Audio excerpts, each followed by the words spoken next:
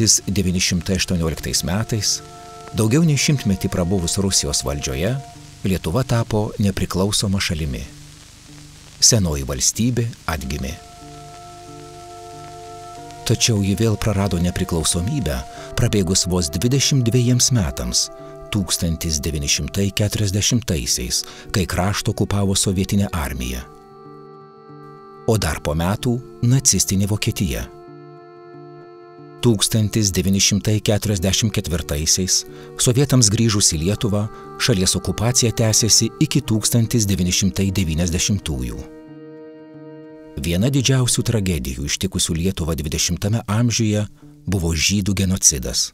Naciai, padedami vietinių kolaborantų, išžudė daugiau nei 95% Lietuvos žydų, kurių šalyje tuomet buvo apie 220 000. Išgirsite pasakojimą apie vieną Lietuvos žydų šeimą, kurią istorija lėmė patirti sunkiausius išbandymus.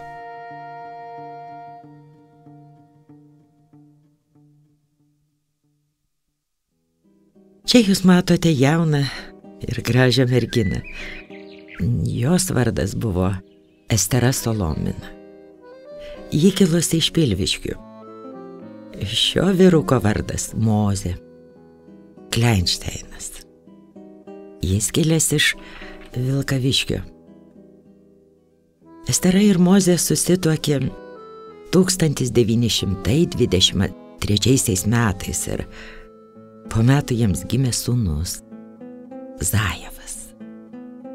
Aš, jų dukra, nuotraukoje atsiradau 1932 metais.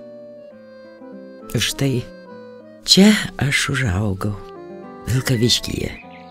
Prisimenu mažus namelius, apsuptus nuostabių žalių medžių.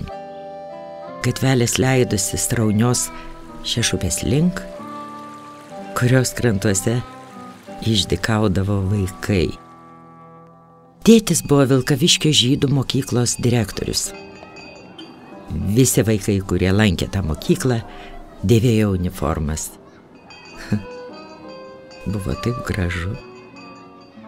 Mūsų miestelėje taip pat stovėjo nuostabi medinė sinagoga. Vilkaviškyje buvo apie 7 000 gyventojų, iš kurių per 3 000 žydų. Lietuviai ūkininkaudavo ir savo prekes veždavo į miestelį, o dauguma krautuvininkų buvo žydai. Kitaip tariant, žmonės gyveno kartu, gražiai sutarė, pagelbėdavo vieni kitiems. 1940 vasarą, kai Raudonoji armija okupavo Lietuvą, man dar nebuvo nė 8. Žinau, kad dalis vargingai gyvenančių žmonių, žydų, lietuvių, manė, kad valdant komunistams gyvenimas palengvės.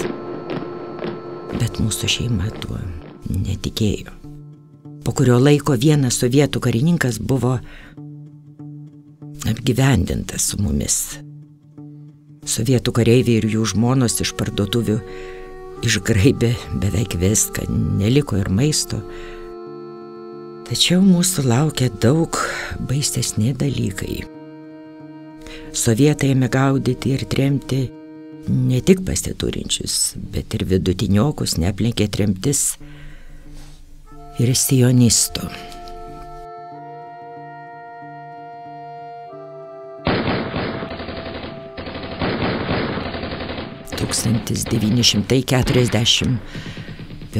Birželio 22 naktį prasidėjo vokiečių okupacija ir ant mūsų namų pabiro bombos. Miestelis įsikūręs arti sienos, todėl antpuolį patyrėme vieni pirmųjų. Išaušus visur pasklido panika, žmonės skubėjo bėgti.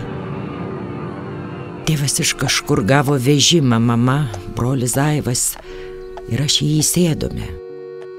Bet išvykti nespėjome. Vokiečiai apsupo miestelį ir varė mus atgal. Šnel, šnel. Buvo pirmieji vokiški žodžiai, kuriuos man tada teko išgirsti. Kai bėglius sugrąžino į Vilkaviškį, visi vyrai buvo suimti ir atskirti nuo moterų ir vaikų. Tarp tų vyrų liko ir mano tėtis. Ir Zaivas. Mano mama ir aš apsigyvenome su kita šeima. Turėjome atiduoti radijo imtuvus, o ant savo drabužių prisisiūti po geltoną žvaigždę. Tėvą ir brolį uždarę spaustuvėje gyvenome baimėje. Tada atsitiko baisiausia. Tuo nesunku patikėti. 1941 birželio 28-ąją, praėjus tik kelioms dienoms po vokiečių įsikraustymų, buvo sušaudyta 600 žydų. Mes likusieji buvome suvaryti į getą. 1941 Liepos 8-ąją naciai išvedė visus vyrus iš spaustuvės, liepė jiems kasti duobes. Jie kasė savo pačių kapus. Būtent taip aš praradau savo tėvą, savo brolį, savo senelį. Kiti mes moteris buvome verčiamos dirbti. Mums įsakinėjo vokiečiai, bet taip buvo ir lietuvių, kurie jiems talkino. Po 1,5 mėnesio mus išvežė į Pilviškius, mamos gimtąjį miestelį. Ten buvo įkurtas nedidelis getas, kuriame mama dirbo siuvėja. Buvo 1941 lapkričio 13 vakaras artinosi. Žiema temonksti. Kai gatvėje aš pamačiau vokiečius ir lietuvių policininkus, jie daužė į duris, šaukė ir visiems žydams liepė išeiti lauk. Man dar nebuvo 9, bet po viso to, ką mačiau, praėjusią vasarą buvau jau nebe vaikas ir iškart supratau, ką daryti. Parbėgau į namus, suškau mamą. Mama, bėgam, ir mes sprukome. Mes nežinojome, kur bėgame, bet žinojome, nuo ko bėgame.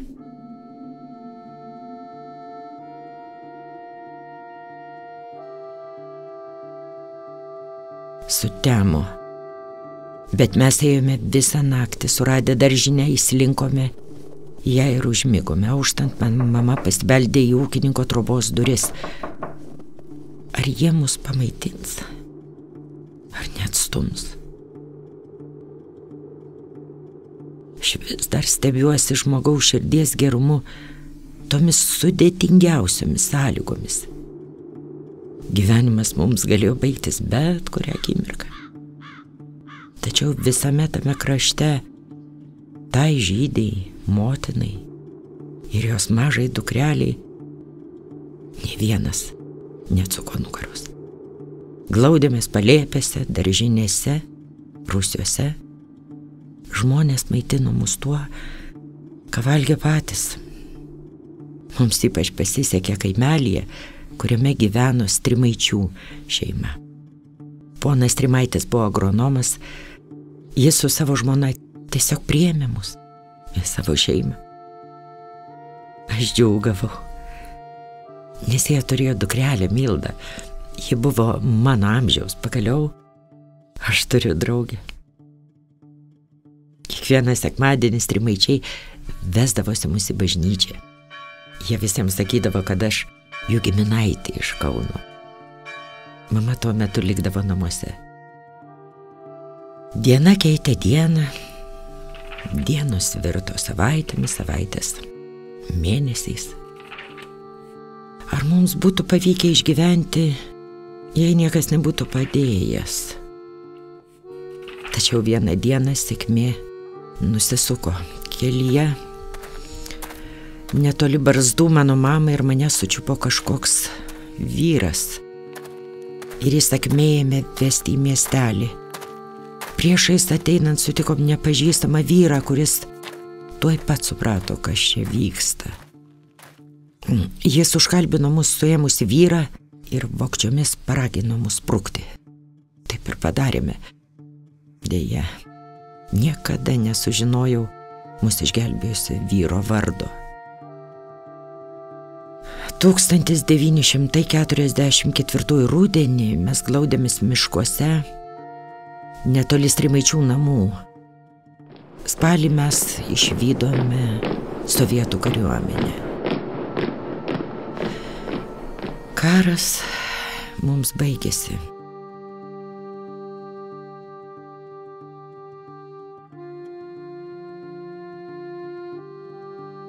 Vilkaviškyje mūsų niekas nelaukė.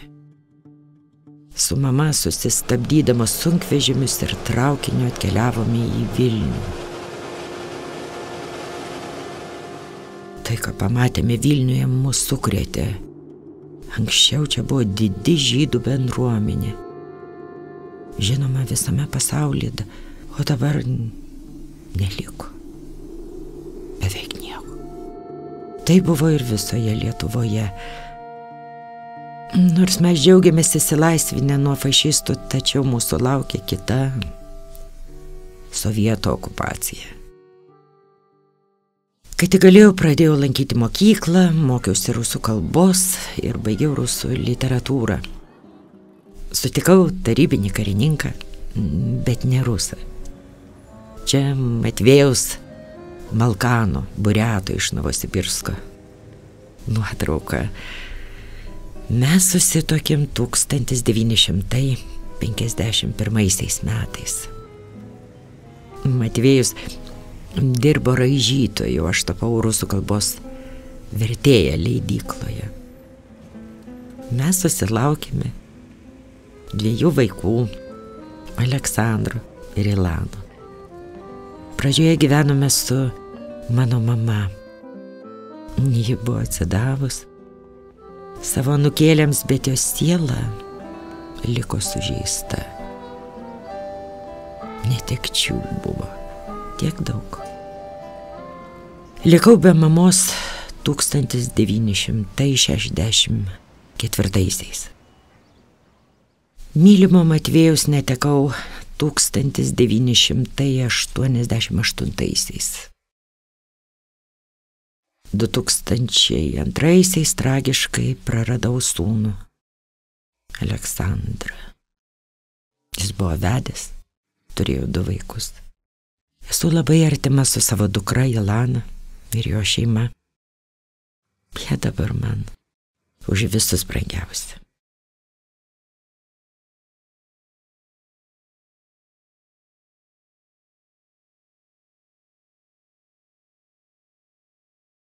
Mūsų šalis Lietuva išgyveno siaubingą 20-ąjį amžių.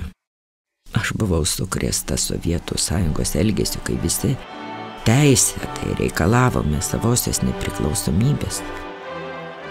1990-aisiais, kai paskelbėme savo nepriklausomybę, mane pensininkė pakvietė į pirmąjį naujosios vyriausybės posėdį pabūti vertėja. Man tai buvo didelė garbė. Atsikūrė, nors ir nedidelį žydų bendruomenę. Mes dabar vėl turime žydų mokyklą, įvairius klubus, ruošiame kultūrinius renginius. Bet buvo darbas, kurį aš privalėjau padaryti pati. 1994 pradėjau pildyti dokumentus, įrašyti laiškus Izraelio holokausto muziejui. Jis yra įsteigęs tokį ypatingą apdovanojimą drąsiems žmonėms, kurie rizikavo savo gyvybę bet neatstūmė draugo žydo, o kartais ir visai nepažįstam, kaip kad buvo nutikę mano ir mano mamos atveju. Man buvo labai malonu, kai 1994 Milda ir jos tėvai, kurie tuomet jau buvo mirę, gavo šį dovanojimą. Tikiu, kad gyvenime visada yra galimybė pasirinkti. Holokausto metu Lietuvoje kai kurie žmonės priėmė blogą, tiesiog siaubingą sprendimą. Kiti nepriėmė jokio. Aš viliuosi, kad šiandien jauniems žmonėms Strimaičių šeima taps pavyzdžiu. Tai būtų narsios širdies pasirinkimas.